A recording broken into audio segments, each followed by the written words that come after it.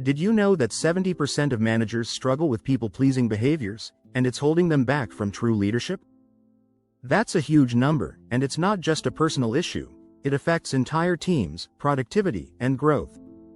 People-pleasing is often seen as a harmless trait, but in leadership, it's a silent killer of respect, trust, and decision-making. Imagine this.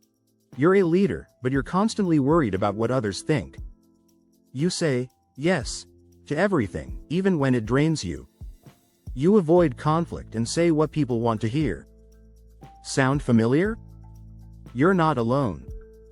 In fact, this behavior is so common that it prevents leaders from reaching their full potential. But here's the truth. If you want to be a strong leader, you have to stop seeking approval and start setting boundaries. You need to stop being afraid to say no and learn how to stand firm in your decisions. In this video, we'll uncover the real impact of people-pleasing on your leadership style. We'll explore the secret strategies top leaders use to break free from approval-seeking habits. And most importantly, you'll learn how to reclaim your authority and lead with confidence. Ready to stop being a people-pleaser? Let's dive in. Chapter 1. The Silent Saboteur. How people-pleasing undermines your leadership. People-pleasing might seem harmless, but it's actually a silent saboteur in leadership. When you're always trying to make everyone happy, it can cloud your judgment. Leaders who people-please often struggle to make tough decisions or stand firm when needed. According to a study by the Center for Creative Leadership, leaders who seek constant approval from others are often perceived as weak and indecisive by their teams. One of the first signs of people-pleasing in leadership is an inability to say no. The more you give in to others' requests, the less control you have over your time and priorities. This can lead to burnout and resentment, and your team will start noticing when you're overwhelmed and distracted. The key here is understanding that people-pleasing isn't leadership, it's reactive. You must stop leading based on others' reactions and start leading based on your vision and goals. A great example comes from Steve Jobs. He wasn't interested in pleasing everyone. Jobs would often push his teams to create groundbreaking products, even if it meant disagreements.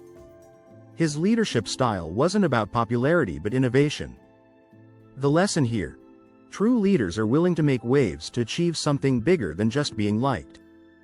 A great strategy to stop people-pleasing is setting clear boundaries.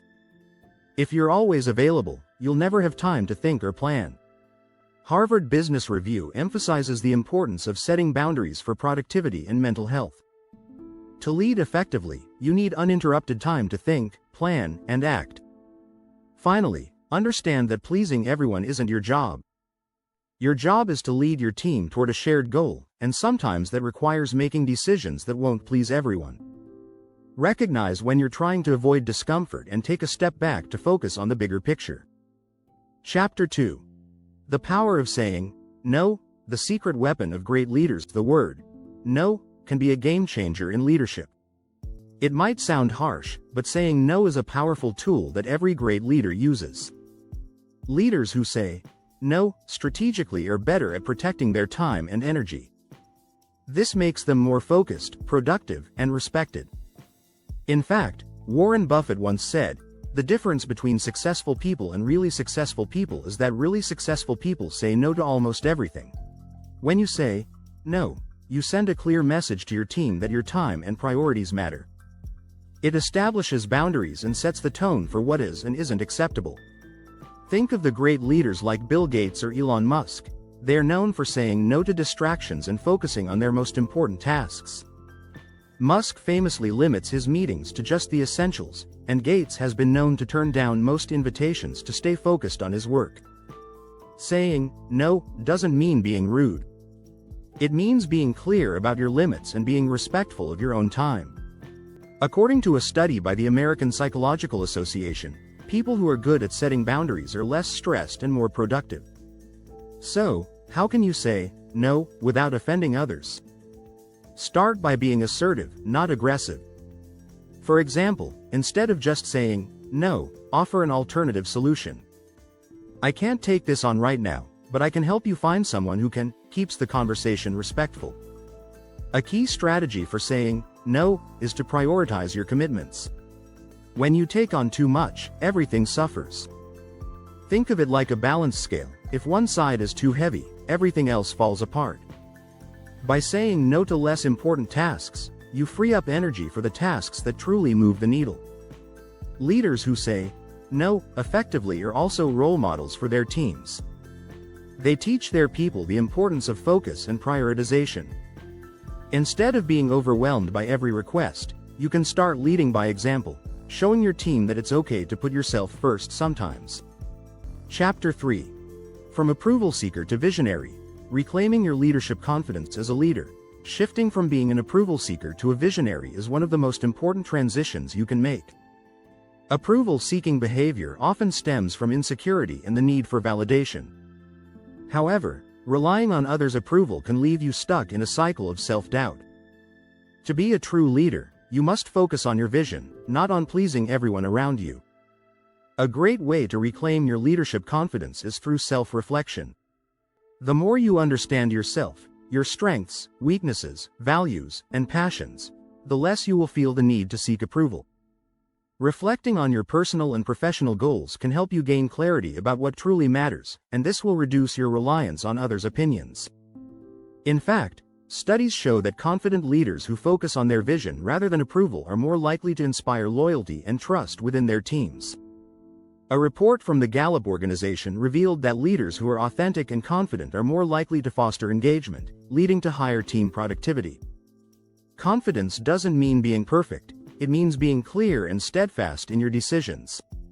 One practical way to build confidence is by celebrating small wins. Every time you make a decision that aligns with your vision, give yourself credit. Whether it's saying no to a request or leading your team in a new direction, recognizing your achievements will reinforce your belief in your leadership abilities. Another strategy is to seek feedback, not approval. Unlike approval seeking, which aims to please, feedback seeking is about improvement.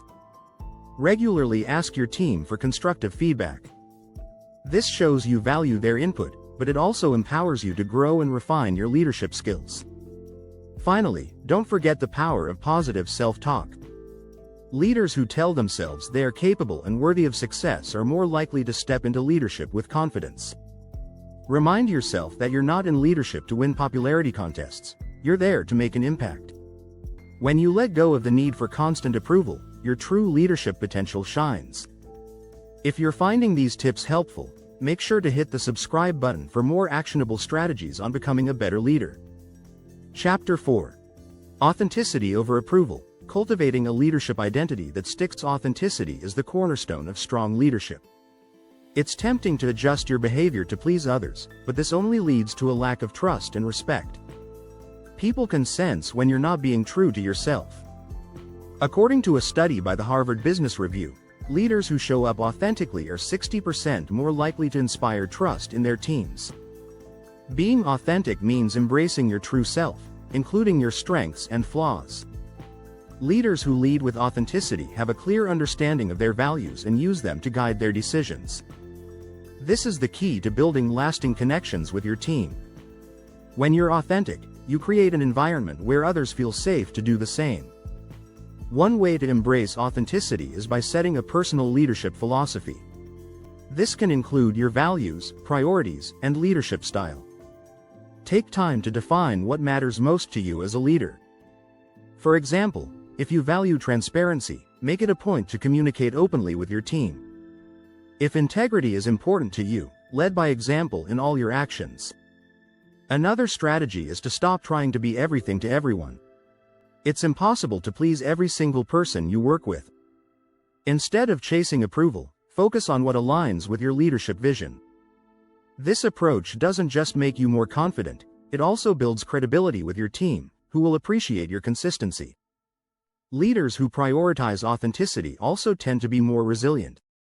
In her book Dare to Lead, Brené Brown talks about how vulnerability and courage are essential for true leadership. Authentic leaders are willing to take risks and admit when they don't have all the answers. This vulnerability creates a culture of trust and encourages others to take their own risks. Finally, remember that authenticity is a journey, not a destination. It requires ongoing self-awareness and reflection.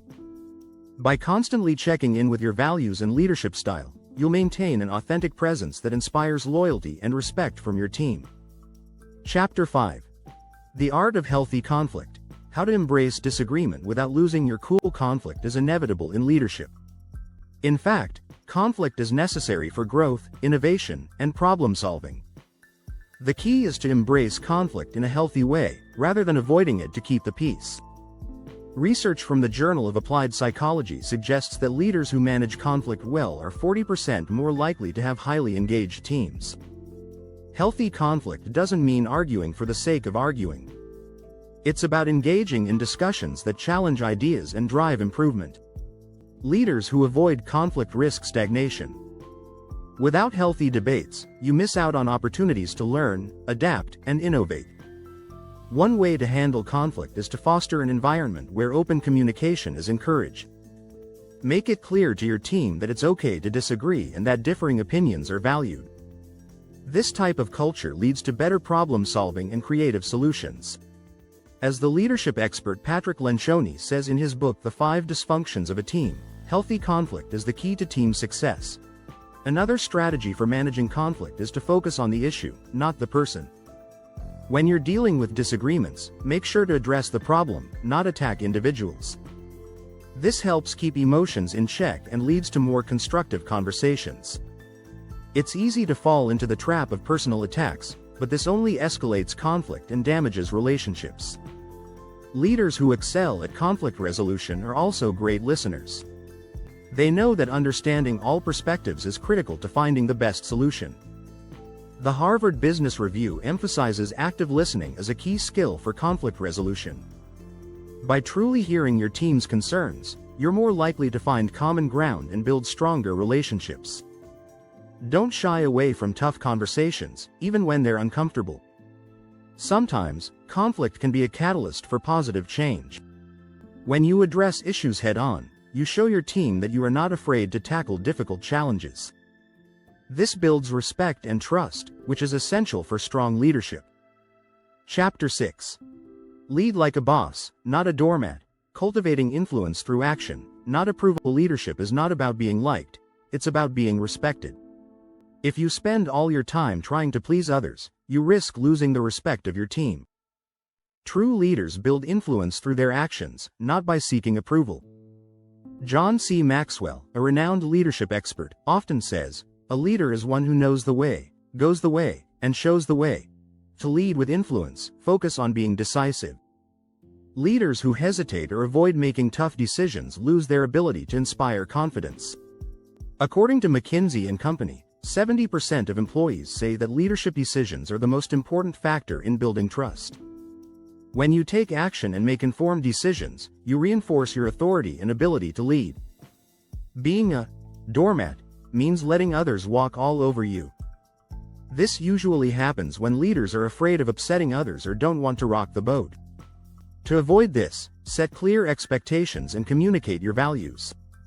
Leaders who stick to their principles and are consistent in their behavior earn the respect of their teams. One way to build influence is by taking ownership of your mistakes. Leaders who admit when they're wrong and take responsibility earn the respect of their team.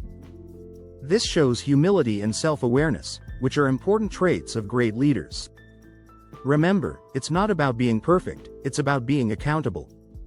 Another strategy is to stop over-explaining or justifying your decisions.